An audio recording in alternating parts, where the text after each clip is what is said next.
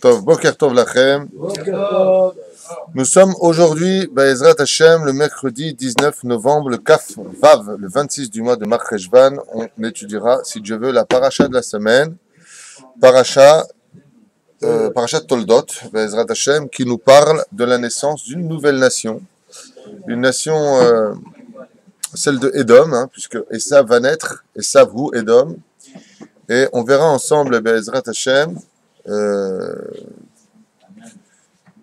quel sujet développer, parce que chaque page de cette paracha est empreinte d'un sujet de par lui-même. Il y a d'abord le Ishtam Yoshev Ohalim, vous savez, ce Yaakov Avinu donc, qui vient au monde, mais avant ça leur combat dans le ventre de leur mère, les Midrashim qui ne cessent de faire couler leur encre sur le fait que chacun voulait descendre dans ce monde, mais pour une mission très précise et attribuée pour l'un à la tzidkut, pour l'autre à la rishut, c'est-à-dire pour le Yaakov, devenir un homme qui veut sortir pour aller vite étudier la Torah du ventre de sa mère, alors que, comme vous le savez, eh bien, il étudiait aussi la Torah dans le ventre de sa mère. Alors pourquoi sortir du ventre quand tu étudies la Torah? Pourquoi descendre d'un milieu précis quand tu dois rentrer dans un autre milieu précis? C'est exactement la même chose. Et les Chachamim nous disent, oui, mais la différence qu'il y a, c'est que dans le ventre de sa maman, on apprend peut-être la Torah, mais on ne peut pas la vivre. Donc vous avez bien compris que la Torah ne se trouve pas dans le cœur des gens, puisque Yaakov veut sortir du ventre de sa mère pour la vivre, cette Torah, pour la mettre en application. Et la Torah vient nous dire ici une chose importante pour nous au niveau philosophique. Faites très très attention à ne pas avoir un Dieu qui est uniquement dans ton cœur et pas au niveau de l'action, sinon tu ressembleras toute ta vie à un embryon, un fœtus. Tu n'es rien d'autre qu'un fœtus.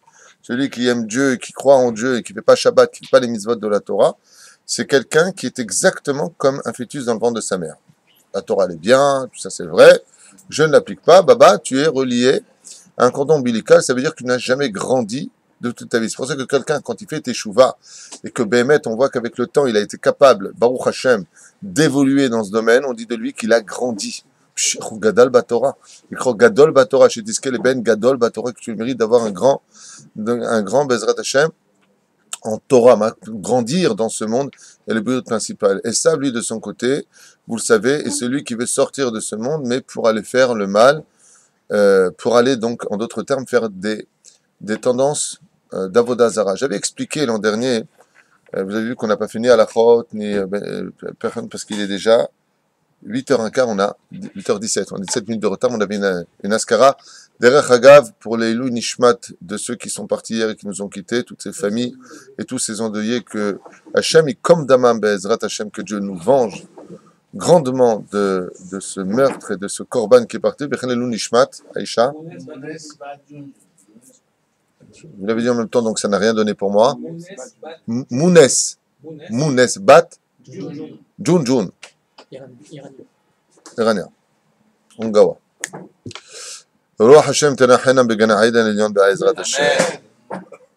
Donc ça, c'était la première chose que je voulais vous dire à propos du roi David et de Esav. Vous savez que le roi David devait naître en tant que frère de Yaakov Avinu et que à cause de la Kedat Yitzhak, il y a eu un deal qui a eu lieu dans les cieux. On en avait parlé, je crois, l'an dernier, donc ceux qui veulent comprendre de quoi je parle regarderont le cours de l'an dernier. On en reparlait aussi pour le premier cours de Soda Hashmal. On en a parlé aussi pour le premier cours de Soda Hashmal, alors qu'est-ce que tu es en train de me faire là?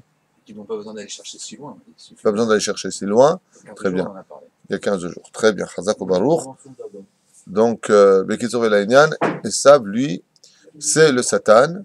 C'est pour ça qu'on comprendra que même s'il n'a pas de libre arbitre, il cherchait déjà à faire le mal en tant qu'embryon, en tant que fœtus, pour aller là-bas. Il y en a qui disent que justement, vous savez que les forces du mal sont beaucoup plus élevées que les forces du bien. C'est-à-dire que quand le mal fait teshuva, il est beaucoup plus grand que celui qui était dans le bien. On a un exemple avec Resh Lakish et Rabbi Yochanan. Rabbi Yochanan a toujours été dans la Torah. Resh Lakish était un bandit qui a fait teshuva et on a vu qu'il a dépassé le niveau de celui qui était dans les forces du bien, car les racines du mal montent encore beaucoup plus haut, car elles viennent réveiller l'homme, du mot ra, otiot, aer. Elles viennent réveiller l'homme de la situation. Et Esav, s'il avait fait teshuva, aurait été beaucoup plus grand que Yaakov. Et c'est pour cela qu'il naîtra le premier, le Bechor. Mais le titre dans cette paracha n'est pas un titre qui vient définir la personne, mais c'est un titre qu'il doit, dans le judaïsme, Baruch Hashem, s'acquérir par le mérite. Donc, Vaïbaz et Bechora, il vendra la Bechora pour un plat de lentilles. Et c'est un petit peu, je dirais, l'identité des nations du monde, c'est de baser les valeurs spirituelles pour un monde d'ici-bas. C'est-à-dire que les interdits de la Torah passeront outre pour eux, parce qu'on veut profiter de ce monde. Malheureusement, il faut faire attention. Comme vous avez pu le constater, la Torah nous apprend que c'est une mère juive qui met au monde deux nations. Shne goim bebitner. Il y a deux nations en toi. C'est-à-dire que dans la matrice du peuple juif, il peut y avoir des juifs Esav. Il peut y avoir des juifs Esav. Esav, c'est celui qui tient uniquement à profiter de ce monde. Ce qui compte pour lui, c'est l'argent, les restaurants, les hôtels, la plage, kiffer, profiter, boîte de nuit, ainsi de suite. Ça, c'est Esav. Quand on veut définir Yaakov Avinu, c'est marqué là-bas, toute sa tendance, c'est Ishtam Yoshev Ohalim. L'attirance que a Yaakov Avinu alav shalom dans ce monde, c'est la spiritualité. Il ne va pas boire parce que c'est bon, il va boire, bien sûr que c'est bon, il faut que ce soit bon, pourquoi pas, mais il va attribuer à ce monde une identité spirituelle. C'est-à-dire que, j'ai vu ton bras, j'ai vu ton j'ai tout vu, 2 minutes, il va attribuer à ce monde une identité spirituelle. C'est-à-dire que quand il va dans le travail, il va décrocher le mishpat. Donc je ferai attention de ne pas arnaquer, de ne pas voler, de ne pas mentir, de ne pas faire de mal, de ne pas même prendre un coup de téléphone pendant mon heure de travail pour appeler ma femme ou autre chose. Je peux pas parce que je suis payé pour ça. Il va avec la Torah vivante dans ses mains. Et ça, c'est exactement le contraire. C'est celui qui attend que le patron sorte, le chat n'est pas là, la souris danse, et hop, et j'appelle là, et sur le compte du patron. Il y a du Esav en nous. Ça veut dire qu'il faut faire attention à cela, d'où la morale de cette paracha qui vient nous dire, fais attention Habibi. C'est Rivka qui est enceinte des deux. C'est-à-dire que dans l'enceinte même de la création du peuple d'Israël, peuvent se trouver deux éléments. Et je ne sais pas si vous avez remarqué, mais très souvent quand on se fâche avec un juif, et qu'on voit que cette personne ne fait pas des actions dignes de notre judaïsme, tout de suite, ça nous sort de façon très naturelle. C'est un juif, celui-là c'est un goy. Vous avez remarqué ça? Très souvent, on va définir, si un juif ne fait pas l'action qu'on attendait de lui, on va tout de suite lui dire, t'es un goy. Comme si on a dit l'insulte la plus grande. Alors que d'être goy, c'est pas une insulte. Il est né goy, il est chrétien, il est musulman, il est bouddhiste, il est ce qu'il est. On n'est pas là pour les juger, on est là pour aider le monde, on est là pour éclairer le monde d'une certaine façon. Donc, pourquoi est-ce qu'on viendrait dire de lui, Akavana, Maasé goy? On voit en lui un Maasé de non-juif. On voit une action de non-juif. Donc nous avons ici deux perspectives. La première, c'est l'idéologie du juif, celui qui adhère à impliquer la spiritualité dans la matérialité. Et nous avons, comme on l'avait vu donc lundi, la spécificité de Esav, où la matérialité peut comprendre de la spiritualité qu'à une condition, et laquelle, je ne sais pas si vous allez comprendre ce que je veux dire, c'est énorme, que cette spiritualité-là ne le dérange pas dans ce qu'il est. Enfin, nous, on n'a pas spécialement envie d'être éloignés de nos femmes pendant 2 semaines. Une semaine aurait amplement suffi, mais on va respecter cela. Dans le monde des nations du monde, qu'est-ce qui a marqué dans ta Torah? Vous vous rappelez, le jour du don de la Torah, qu'est-ce qu'on dit les anges des nations du monde? Qu'est-ce qui a marqué dans ta Torah? Ça veut dire quoi? On dit Chachamim. Qu'est-ce qu'il y a marqué qui ne nous dérangera pas de ce que nous, on veut vivre? Donc faites attention à cette notion, très importante. C'est qu'il y a l'idéologie de Esav, l'homme du champ, l'homme chasseur. Hein? Non, ça c'est Péré Adam, le sauvage homme, c'est Ishmaël, qui est appelé dans la Torah, une fois de plus je le rappelle, parce que je sais qu'il y a des musulmans qui nous regardent, et des Arabes, donc je le dis, ce n'est pas moi qui le dis, ce n'est pas de la haine, c'est marqué dans le texte de la Torah, on n'est pas content, allez faire une manifestation devant Dieu. Quand, en général, comme dit le Chafetz Chaim, tu as remarqué que en général on dit un homme grand, un homme sage, un homme idiot. Là c'est marqué animal, homme. Péré en hébreu, c'est sauvage, animal. Il sera d'abord animal, sauvage, et après il sera un homme. Ce qui fait qu'en d'autres termes, ils ne pourront jamais être des gens meloumadim, jamais. Aussi culturel soit-il, aussi éduqué soit-il, il aura toujours il a une base dans la naissance d'Ishmaël qui est sauvage. Et quand on voit les massacres qu'on était capables de faire, parce qu'en fait, à partir du moment où c'est un sujet pour lui-même. Là, je ne suis pas sur Ishmaël, je suis sur Esav. On en a déjà parlé à maintes reprises. Je ne veux pas être, si vous voulez, le facteur d'une critique des nations du monde. Je ne suis pas là pour cela. Mais là, on est sur Esav.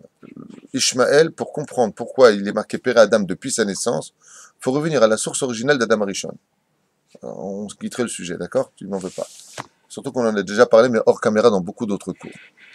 Pourquoi est-ce que Ishmaël est celui qui part d'une base qu'on appelle sauvage homme, alors qu'à la fin de sa vie, Ishmaël fait Teshuvah, et qu'à la fin de sa vie, dans l'histoire de l'humanité, Ishmaël reviendra vers le Créateur du monde et cessera de se comporter comme un animal. Il y a une suite à cela qui va être engendrée, qui relie grâce à qui, si vous le savez bien, par la prière d'Abraham. Abraham a prié pour que Ishmaël fasse Teshuvah, et sa prière a été reçue. Ce remèze-là, ce n'est pas un sipour historique, ce n'est pas une histoire historique, mais ça vient nous appeler qu'à la fin des temps, Ishmaël fera énormément souffrir le peuple d'Israël, comme c'est marqué dans Pirkei des Rabbi Eliezer, et qu'en finalité, course finale, quand Dieu va se dévoiler dans le monde, l'islam, c'est en d'autres termes, les descendants d'Ishmaël vont reconnaître leurs erreurs. Chose qui est extrêmement difficile pour les Arabes. Un Arabe a beaucoup de mal à reconnaître ses erreurs. Il a toujours raison. C'est un principe chez lui. D'accord? Oui. Et ça, aujourd'hui.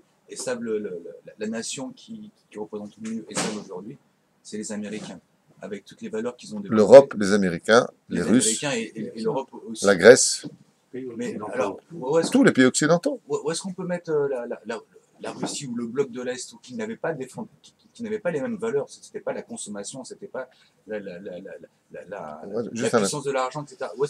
Ils font partie aussi de ça, eux. Je vois pas. Oui, bien sûr. Ce sont tous les descendants de Esav. Esav a eu plusieurs fils, et chacun de ses fils est parti créer son propre pays. Les deux sont complètement antinomiques. Peu importe. Pourquoi? T'as pas deux enfants qui sont complètement différents? Oui, mais les valeurs qu'ils mettaient en avant, c'était pas du tout les mêmes valeurs. Ce sont exactement les mêmes valeurs. Le plaisir, Tous les pays occidentaux sont dirigés par les valeurs de Esav exactement de la même façon que dans la Torah. Il y a une hypocrisie de la spiritualité. Prenons la chrétienté sans la critiquer pour autant, quoique ce soit vraiment facile à critiquer, mais bon, c'est pas le but. Mais prenons la chrétienté. Je me souviens que quand j'étais en pension en France, malheureusement, bon, on était avec beaucoup de chrétiens, donc la fréquentation n'était pas ce qu'il y avait de mieux pour des juifs à l'époque, où on était malheureusement assez assimilés. J'avais un copain qui s'appelait Christian Bess, je me rappelle encore. Bon, et lui, il avait l'habitude de frapper sa mère, et puis même de faire plus, et même avec sa mère. Ok, je ne vais pas rentrer dans les détails. Hachem et Shor Biraham. Alors, il allait, donc ça se passait à Trépaux, à 18 km de Besançon, entre Tarsenay et Ornans. Je me rappelle même des noms. J'étais petit, hein. Et je me rappelle aller voir monsieur le curé, qui lui-même ne manquait pas d'être pédophile, et il lui disait... Vraiment des mauvaises fréquentations. Vraiment très mauvaise fréquentation. Mais c'est pas une blague, le pire. C'est qu'il nous touchait, le mec. Il lui disait, voilà, j'ai fait ça. Et lui, il disait, c'est pas bien du tout, il faut que tu regrettes. Il ressortait, et puis dès qu'il faisait une bêtise, il disait, bon, c'est pas grave, de toute façon, c'est pas un problème, je vais le revoir, je vais lui dire. C'est-à-dire qu'il y a une espèce d'hypocrisie de Teshuvah qui en réalité se cache derrière un monde odieux. C'est exactement pour cela que le symbole de Esav, c'est un animal précis. Et cet animal est à moitié cachère. Le porc. Il montre ses sabots fendus, mais n'est pas un ruminant. C'est-à-dire qu'il n'est pas capable de rapporter à sa bouche la cacheroute nécessaire qu'on attend de lui.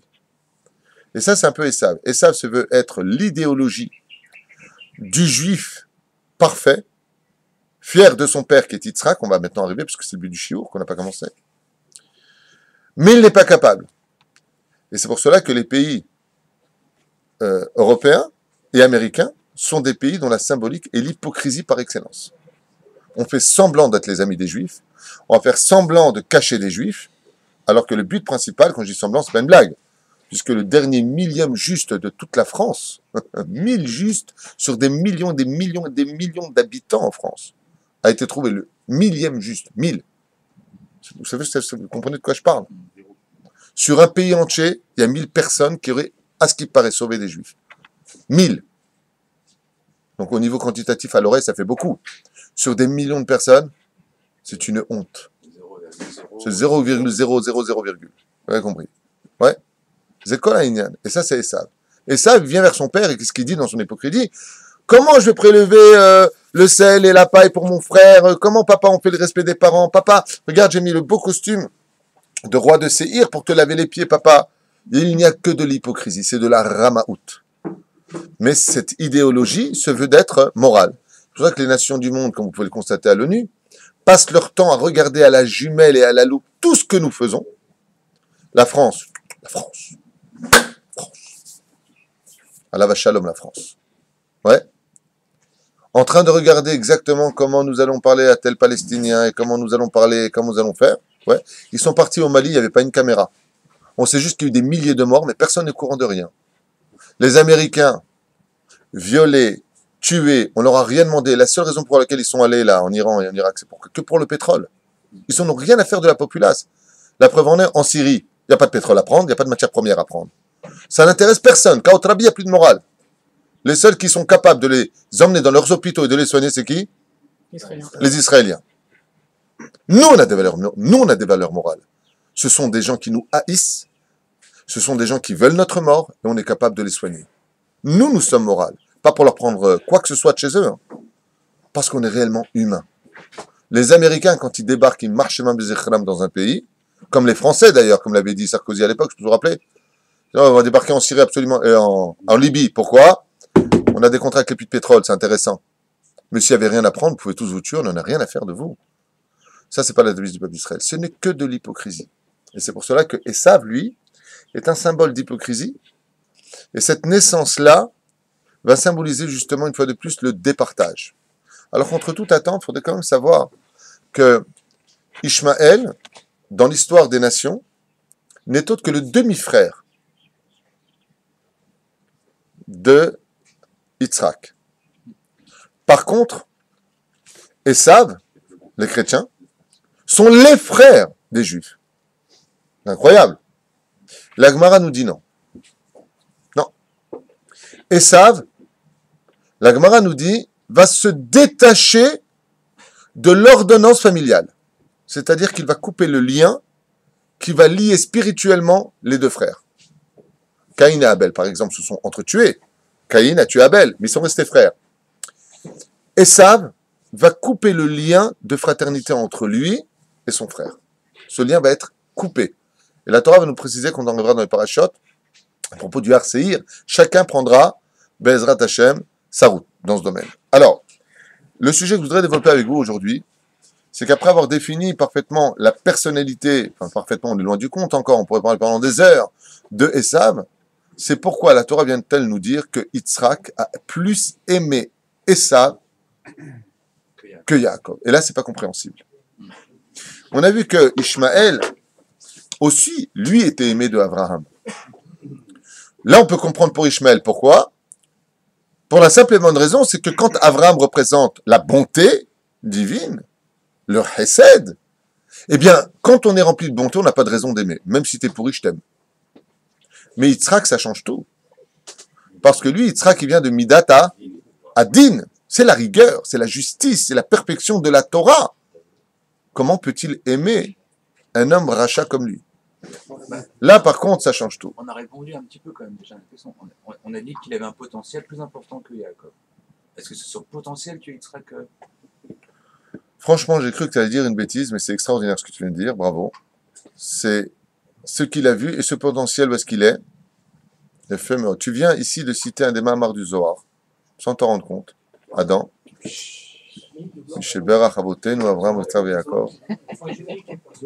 C'est un commentaire, par exemple, du Zohar qui explique exactement cela. Vous aviez déjà dû le dire, je pense. Je l'ai dit il y a exactement 3 ans. Quelle humilité en plus. Quelle hanava. Adam se dévoile. Super Adam. Tov, takshivu tov, rabotai. Tu viens de lever ici un point qui ne devait pas être développé, mais tu me lances vers cette piste-là. Alors, on va citer, puisque vous le voulez, plusieurs raisons pour lesquelles Bémet il l'a aimé. La première raison pour laquelle Yitzhak Avinu l'a aimé, c'était pour, on va prendre déjà ton shlav à toi, parce qu'il avait vu les hauteurs célestes dans lesquelles spirituellement la source énergétique de Esav venait. Et d'où est-ce qu'elle venait, cette source énergétique? Elle venait de la descendance de Esav. C'est-à-dire que Esav, imaginez une route noire, mais qui est bordée de trottoirs en or. C'est-à-dire que la bordure de l'âme de Esav, qui était une neshama noire, a été capable de faire naître Rabbi Meir Baal HaNes, Rabbi Akiva, Antoninus, Ankelos et des centaines d'autres convertis qui vont changer l'histoire du peuple d'Israël. Et étant donné que cela était caché en lui, quand Yitzhak était Midatadin, voyait les Nitzotzot, Kedoshot, extrêmement purs, qui étaient Tmunim, beaux, qu'on appelle Bamochin, dans le cerveau, ces Nitzotzot, c'est-à-dire ces étincelles, se trouvaient à l'intérieur. Quand il venait, par exemple, Esav, qui il sentait en même temps? Il sentait l'âme de Rabbi Akiva. Il sentait l'âme de Rabbi Meir Baal HaNes, fils de converti. C'était en lui. Et c'est pour cela que la tête de Esav roulera dans Marat HaMarpela. Comment est-il possible qu'un homme aussi impie que lui ait pu se joindre aux 4 Zougot? C'est pas normal. Arrête, il y avait 4 couples là-bas. Adam et Ève, on a dit Abraham, Sarah, Yitzhak et Rivka, Yaakov et Léa. Pourquoi est-ce que sa tête roule? Pourquoi est-ce que la tête roule? Les Chachamim nous ont dit, parce que là-bas étaient prisonnés tous les trésors de la Torah orale. Le Talmud, compilé par les convertis du peuple juif descendant de Esav, sans eux on n'aurait pas eu cette Torah orale, était prisonnier dans la tête de Esav. Et c'est en l'honneur de ces prisonniers qui étaient pris là-bas, l'histoire expliqué du roi David et du Satan, d'accord? Qui se sont transversés l'un dans l'autre. Eh bien, c'est ça qu'il a aimé. Il y en a d'autres qui disent, qu'est-ce qu'il a aimé en lui? La mitzvah la plus dure de toutes les mitzvot de la Torah, c'est quoi? Le respect des parents. Et étant donné qu'il s'appliquait à un très très haut degré de respecter son père, quand il venait, il créait cet ange extraordinairement odorifiant. Et quand venait à chaque fois Esav devant lui, il venait avec un cœur sincère pour honorer son père. Et je vous rappelle que Yitzhak était aveugle. Il finit par devenir aveugle. À cause de quoi? Des larmes des anges versées sur le Mizbeach. Il y en a qui disent qu'il faisait l'Avodah Zara même dans sa maison et qu'à son niveau à lui, en tant que Korban Ola, cette fumée d'Avodah Zara l'a aveuglé, lui a vraiment retiré la vue, c'est cité. Eh bien, il était capable d'aimer l'ange de la mitzvah qu'il mettait en pratique. Il savait qu'il avait des défauts. Une autre explication viendra dire, pourquoi est-ce qu'il a aimé? Comment on peut aimer un rachat? Le but à atteindre pour chacun de nous dans la perfection de nos vertus est d'être capable de surmonter ce que nous sommes le moins. Par exemple, t'es coléreux, t'es né coléreux. T'es né comme un gremlin après minuit quand t'as mangé. Hyper nerveux. Tu vas travailler toute ton âme pour devenir un homme extrêmement calme et sage. Ça, c'est être un homme parfait. Tu es avare. C'est à moi, c'est mon argent. Il est l'or, mon seigneur. Ok? Tu vas travailler au maximum pour être celui qui va donner le plus dans la société. Ça, c'est être un homme parfait. Il est justice, Yitzhak. Il a un rachat impie dans sa maison. Yitzhak veut devenir l'homme le plus parfait. C'est un avot. Donc tout son challenge va être quoi? De l'aimer. Parce qu'un homme qui est justice dans ce monde ne peut pas aimer celui qui ne le mérite pas. Donc pour être parfait, va à l'opposé de ce que tu es, pour rejoindre les 2 pôles qui font de toi un homme complet. Tu n'y arrives pas, et c'est pareil dans la vie. Par exemple, je dis des bêtises, hein. Tu n'aimes pas la famille de ton mari, ton challenge, si Dieu t'a mis dans cette famille, c'est peut-être de l'aimer. Tu le sais pas. Et je supporte pas, et je peux pas les voir, c'est des... Anile Damash Tagid. La question que tu devrais te poser, c'est pourquoi Hachem t'a mis dans cette famille? Pourquoi Dieu, il te met... Pourquoi Kadosh Baruch Hu, il t'a mis dans cette épreuve? Au lieu de critiquer, de toujours t'énerver, peut-être que tu devrais apprendre, comme Esav l'a fait, Yitzhak l'a fait, d'aimer Esav.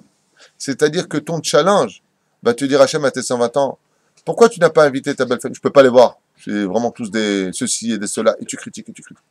Et à Kadosh Baruch Hu, tu dis à ce moment-là, tu sais qui c'est qui te les a amenés devant toi? Non, c'est qui? C'est moi. Et ton épreuve, c'était de les aimer. Pour que tu te complètes dans ce que tu es. Yitzhak, nous disent les sages, a été capable d'aimer celui qui ne pouvait pas aimer. Autre explication? Vous en vouliez, je vous en donne. Tu vois, tu as ouvert une parenthèse importante. Parce que c'est son fils, tout simplement. Oui, mais dans ce cas-là, pourquoi est-ce qu'il n'a pas aimé celui qui étudiait la Torah? Il y a marqué, Av Yitzhak et Esav. Et je te lis exactement ce que nous dit ici les Chachamim. A'av Yitzhak et Yaakov kol kach me'od. Madoua. Écoute bien. Il y a marqué là-bas. Madoua. Ce que je vous lis, c'est du Zohar. Madoua lo a'av Yitzhak et Yaakov kol kach kemo shuav et Esav. Il a plus aimé Esav que Yaakov.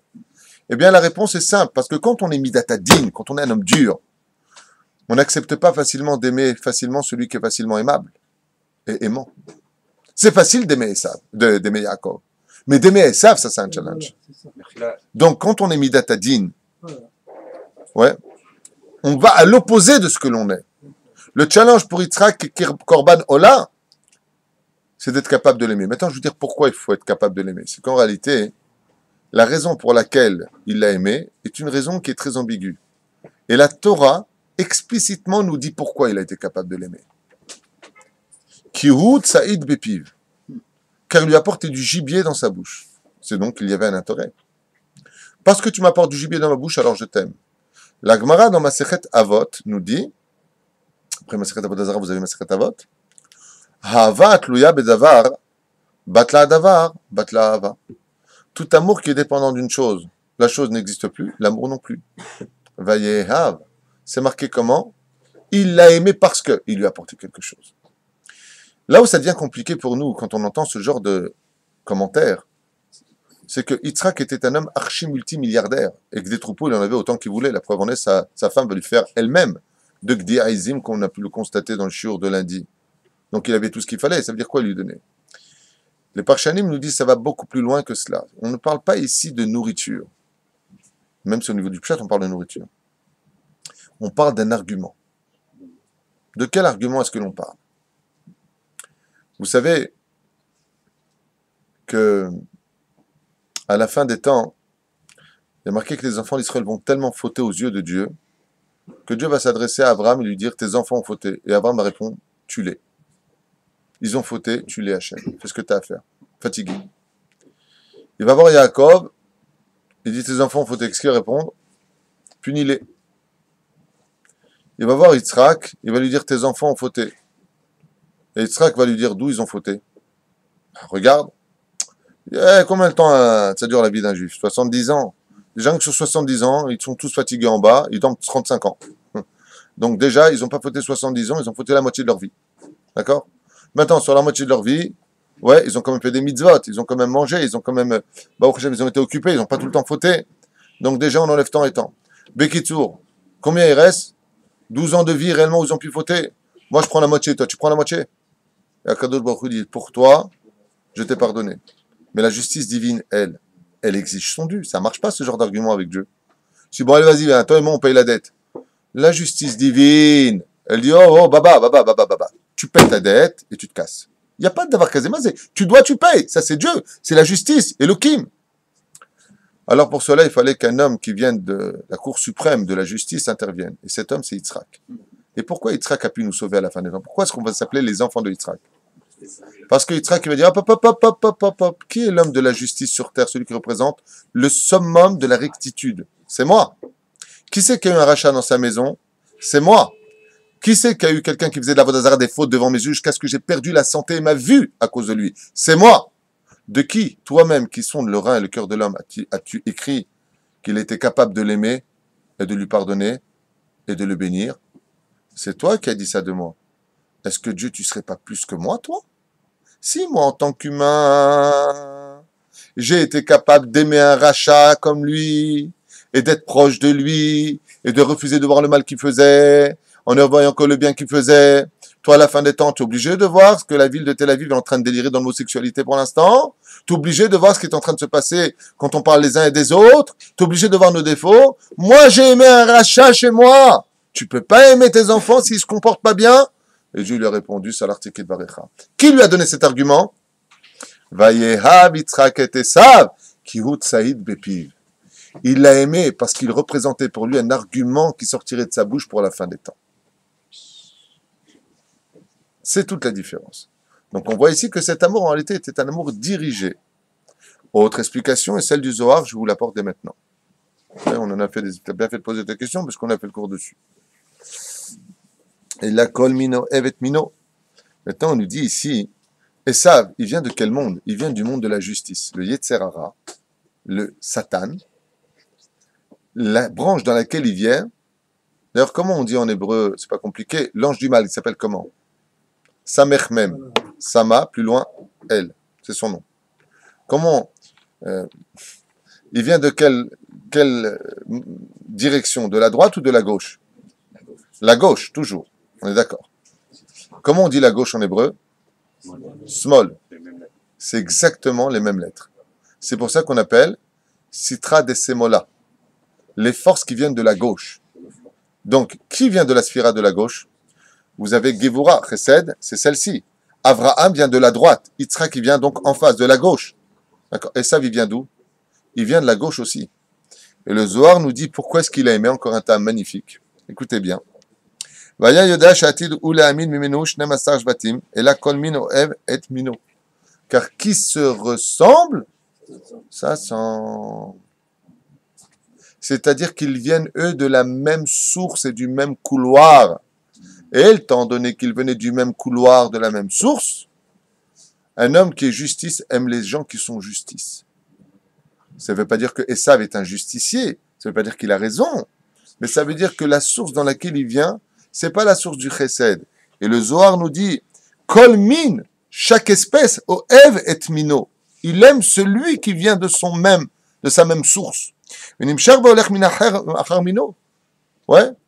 Et il suivra toujours celui qui est de son espèce. Bon, mais Esav yatzam Edom. Et on sait que Esav va créer plus loin Edom. Et qu'est-ce qu'était Edom? Un pays de justice rigoureux, extrêmement sévère. Et de là, regardez ce qu'il nous dit le Zohar Kadosh. Yitzhak représente la rigueur d'en haut. Et Esav représente la rigueur d'en bas. Ce qui fait que quand Akadosh Baruch Hu dans les cieux en haut, il veut faire justice sur Israël et le frapper en bas, il envoie qui? Aman. Il envoie les destructeurs des nations du monde. Donc, qui sont les descendants d'Esav sur terre, nous dit le Zohar? Le bâton par lequel Dieu utilise pour frapper et diriger son troupeau, le peuple d'Israël. Nora Ve'ayom. Ve'domé les mino. Pourquoi? Parce qu'on dit que justice dans les cieux, c'est Yitzhak. Donc, si je devais donner un symbole, quand on est juge, il faut automatiquement un autre poste pour pouvoir mettre en application la justice. Comment s'appelle le flic? Ouais. Donc, il y a le procureur, certes. Donc, il y a Dieu qui est juge. Le procureur, c'est Yitzhak. Maintenant, le flic, c'est qui? Eh bien, vous avez tout compris. Le flic, c'est Esav. Donc, on comprend pourquoi le juge, Yitzhak, ouais, le procureur, il est constamment en rapport avec le flic. Il est proche du flic, ça veut dire qu'il est proche de Esav. Il aime plus que lui parce qu'il est en rapport avec lui. La continuité de Yitzhak, dans la mise en application de la justice, passera par Esav. Seulement, Esav va se délier de cela. Pourquoi? Parce que, comme les pourris, les flics pourris, les ripoux, ouais, il va tronquer l'histoire. Il ne va pas les faire justice pour la justice. Par exemple, prenons des cas concrets. Si tout vient de Dieu, comme l'a dit Pharaon, mais c'est Dieu qui a dit que vous serez chez moi pendant 400 ans. C'est pas moi. Il a dit à Abraham, qu'est-ce que vous voulez chez moi? Vous avez vu qu'ils viennent de découvrir les archéologues, vous avez vu ce qu'ils ont découvert? Ils ont découvert au bord de la mer Rouge que plus de 400 soldats, une énorme armée, ils ont des preuves, aujourd'hui indiscutables, je ne parle pas de rabbins ni de juifs, qu'il y a eu une guerre et qu'ont été frappés par de la boue et de l'eau extrêmement violemment des centaines de soldats à l'époque, écoutez bien ce qu'ils disent, à l'époque du premier pharaon, des premiers pharaons, pardon. C'est-à-dire que ça daterait du Premier Testament selon les historiens. Et pour l'instant, ils ont découvert 400 ossements conservés dans la vase de la mer Rouge. Vous avez vu ça aujourd'hui? Ma femme a lu ça hier soir. Dans le I24, tu regarderas là-bas, découverte archéologique toute récente. Et là-bas, les archéologues affirment qu'il y a eu une poursuite dans l'océan d'une armée qui serait pénétrée. Écoutez bien ce qu'ils disent. Selon les examens qui auraient été faits, ils étaient sur la terre sèche, Bayabasha, Betochayam, dans l'eau. Ils ne comprennent pas comment c'est possible. La seule explication qu'on puisse avoir, c'est la mer Rouge qui s'est ouverte. Alors la question qu'on a dit, pourquoi j'ai parlé de ça? Parce que Pharaon, il a dit, mais qu'est-ce que tu veux chez moi? Laisse ce peuple tranquille. Moi, je ne fais que ce que Dieu me permet de faire. Ouais. Où est-ce qu'il était Dieu pendant la guerre? Où est-ce qu'il était Dieu pendant la Shoah? Où est-ce qu'il était Dieu pendant les pogroms? Mais Dieu, t'es où? Dans ces quatre qui étaient là. Mais si Dieu l'a laissé faire, c'est parce qu'il sait ce qu'il fait, il a ses comptes. On ne va pas entrer dans les détails, même si c'est horrible à vivre et à entendre. Mais Dieu n'est que bonté, on ne comprend pas. C'est pas parce que tu ne comprends pas que lui est injuste. Dans ce cas-là, pourquoi est-ce qu'il a tué Pharaon? Dieu, pourquoi il a puni toute cette population? Parce qu'ils ont pris du plaisir à faire du mal à Israël. Et parce qu'ils ont rajouté, ne leur donnez pas de paille, ils ont rajouté au-delà des décrets. Par là, ils ont montré par le peu de libre arbitre qu'ils étaient contents de nuire à Israël. Alors, puisque vous avez éprouvé du plaisir à cela, vous paierez ce plaisir-là par la souffrance et par la mort.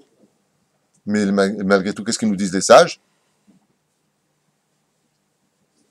C'est pour ça que quand on a une catastrophe qui arrive, je le dis, je le répète et je le répète, il faut qu'on se remette nous en question au lieu de perdre notre temps avec les ennemis qui nous ont fait du mal, comme ça s'est passé à Midian.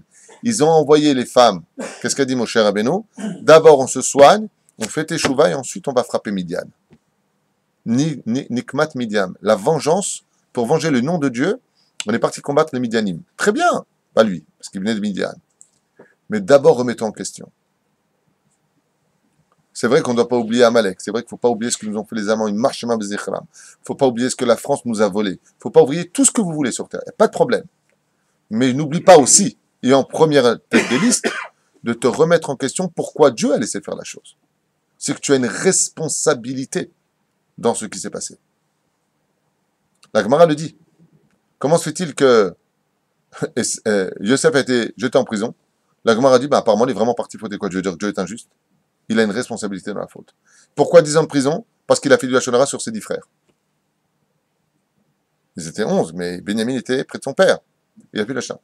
Pour chaque Lachon Hara qu'il a fait sur un de ses frères, il a pris 1 an de prison. Donc c'est juste ou pas juste?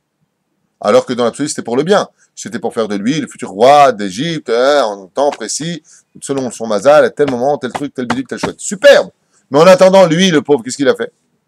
Si tu subis quelque chose, c'est que toi aussi, tu es en rapport avec ce tikkun qui demande, même s'il y a beaucoup plus grand derrière que tout cela. C'est-à-dire des choses à retenir à vie pour nous. Ça nous évitera de dire des bêtises sur Dieu et de penser qu'on a toutes les données dans les mains en ne voyant que ce que l'on voit et en entendant que ce que l'on entend. Chose bien souvent déformée par la réalité. Comme j'ai dit ce matin à Maurice, qui me disait c'est quand même terrible ce qui s'est passé dans la synagogue. Bien sûr que c'est terrible. Bien sûr que c'est horrible. Chez Mishmor, de voir des rabbinim comme ça. Pourquoi des juifs, les tuilines sur la tête, le sang sur eux, sur le talit, partout dans la synagogue. Bien sûr que c'est horrible. Il dit, c'est quand même terrible que Dieu laisse faire une chose pareille. Je lui dis, tu sais, je vais dire quelque chose. T'es allé chez le dentiste récemment, il m'a dit oui. Je lui dis, t'as fait mal? Ouh là là, très très mal. La roulette, ouais. Quand t'es descendu de la chaise, t'as eu très très mal? Il dit, j'en pouvais plus. Et qu'est-ce que t'as fait avec le dentiste? Je l'ai payé, je l'ai remercié. Je dis, t'es malade ou quoi? Tu remercies un mec et tu le payes? Non, mais c'est pour mon bien. Alors comment tu peux accepter une telle chose en allant chez le dentiste, tu prends rendez-vous, tu quittes ton travail, tu vas le payer, tu lui dis merci, et le mec il va te charcuter. La seule chose qui permet de le faire, c'est quoi? C'est que tu as compris que c'est pour plus que tu aies mal, pour que tu ailles mieux. Il y a des gens qui partent en tant que korban pour le peuple d'Israël. C'est des tzadikim qui sont partis. Pourquoi? Pour faire la capara de nos fautes à nous. Donc pour ne pas qu'ils partent pour rien, il faut que nous on s'arrange. Vous avez bien. הולך למינו, ועל כן אהב את עשיו, שכתוב יצחק את עשיו, כי צעיד בפיו, כתוב כאן צעיד בפיו, וכתוב שם כנמרוד, גיבור וכו' וכו'. Alors il dit ici, ששניהם אוכלים מאותו מקור של צידה, שבא מצד הגבורה. Car les deux mangeaient exactement de la même chasse spirituelle, qui sont la Sfirat HaGevura. Les deux sont des Giborim, Giborim Gevura, d'accord? Ce qui veut dire la rigueur. כיוון ששניהם מאותו שורש, מה שאין כן ביעקב הוא מבחינת תפארת. Et Yaakov, lui, pourquoi est-ce qu'il était moins aimé aux yeux de Yitzhak? Tout simplement parce qu'il vient d'une autre sphira, d'un autre couloir, donc il est plus éloigné de Yitzhak au niveau des vertus et de sa personnalité. Il nous dit ici, on a encore 5 minutes, Rabotai. Yitzhak ve Esav nasu nashim begil 40. Pourquoi? Parce que qu'est-ce qu'on a dit tout à l'heure? Au-dessus de la sphira de Géboura, au-dessus de la sphira de Géboura, de la justice, qu'est-ce qu'on a comme sphira au-dessus? Non, pas du tout. C'est en face, Resed. Hacher, au-dessus de Géboura, qu'est-ce qu'il y a comme sphira juste au-dessus? On n'a pas le temps. La Bina. La Bina, Yallah, Ya Habibi Yallah, tu connais pas? La Bina. Amarta. Hazak ou Bakbouk. La Bina. Dans ma Sechet Tapot, 24e Mishnah, 5e chapitre, qu'est-ce qu'il y a marqué dans là-bas?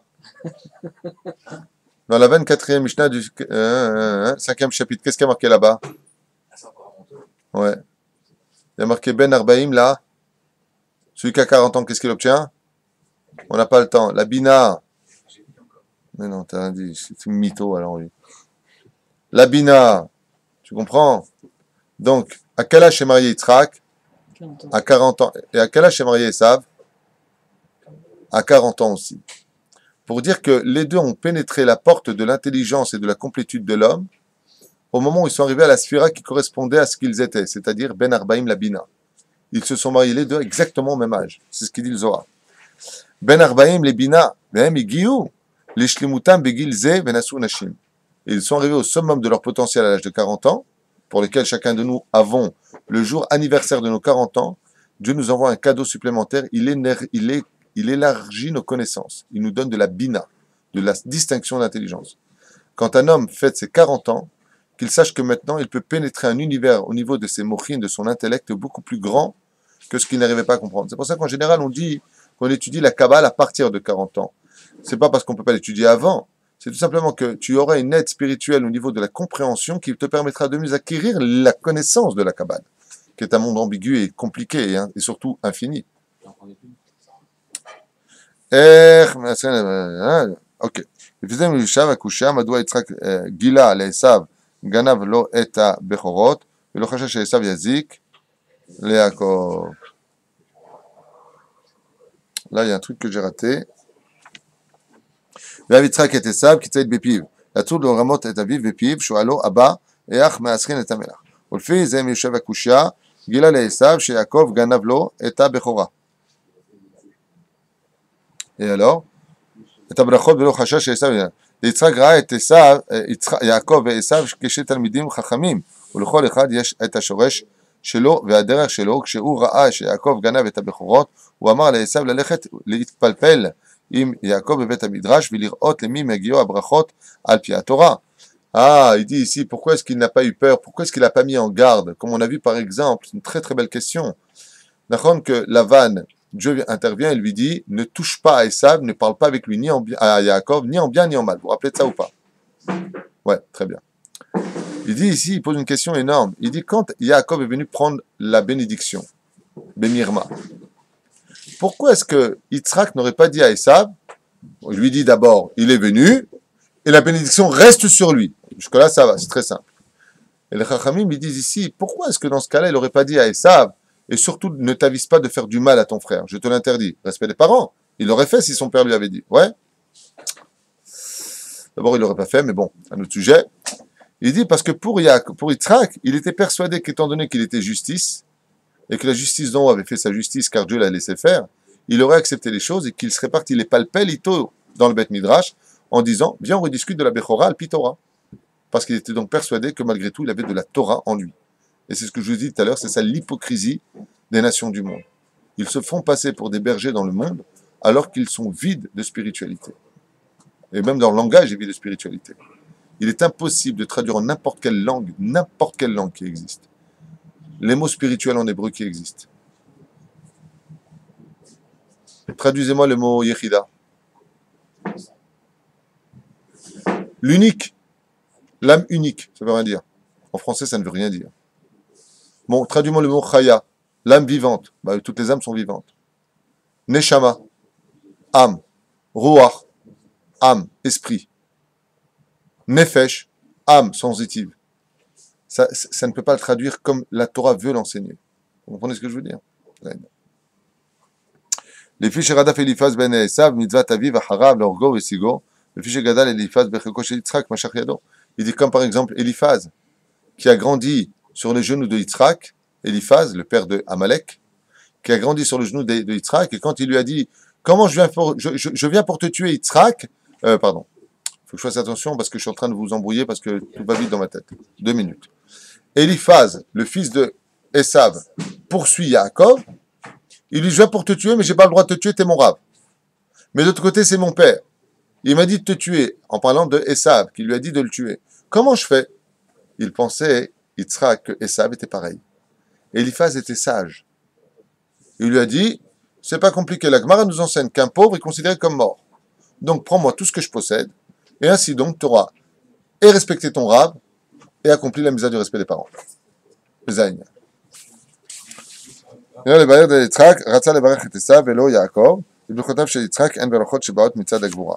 Et pourquoi dans ce cas-là, Béhémet, Yitzhak aurait-il voulu bénir son fils Esav au lieu de bénir Yaakov? Il dit parce que tout simplement, il fallait que le Kéli, c'est-à-dire l'ustensile qui allait recevoir les bénédictions, soit capable de recevoir les bénédictions qui viennent de la Sfirat Agvura, c'est-à-dire de la sphère qui vient de la justice. Mais il oublie un détail, c'est que Yaakov, lui, il avait de quoi prendre aussi bien d'Abraham que de Yitzhak. Et donc, il avait le Kéli nécessaire pour pouvoir prendre le monde d'ici-bas. Et pourquoi cela? Parce qu'en réalité, qu'est-ce que voulait faire Yaakov?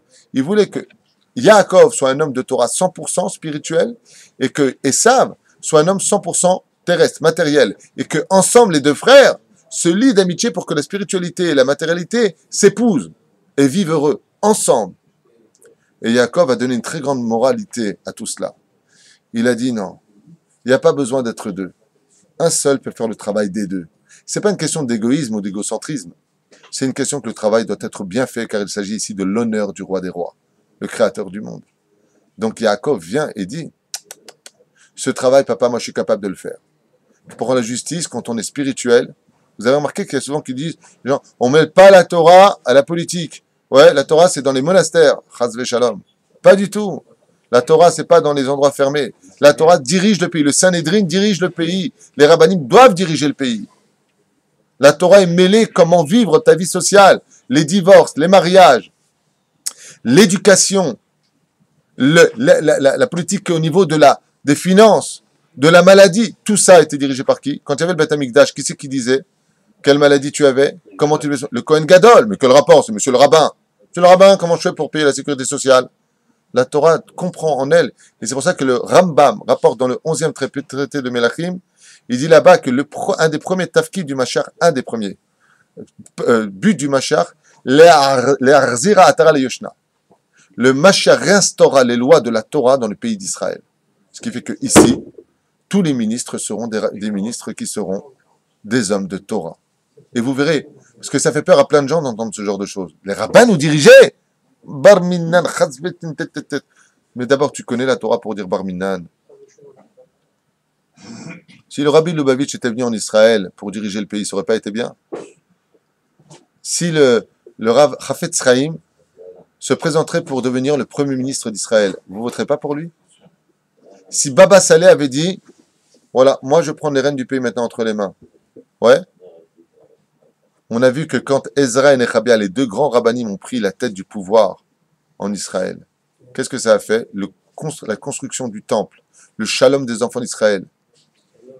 Chizkiyahu HaMelech était un roi extrêmement pieux. Qu'est-ce qu'on avait? Que le shalom. Le roi Salomon, extrêmement pieux, Shirachirim, pas de guerre. C'est la plus grande joie du peuple d'Israël.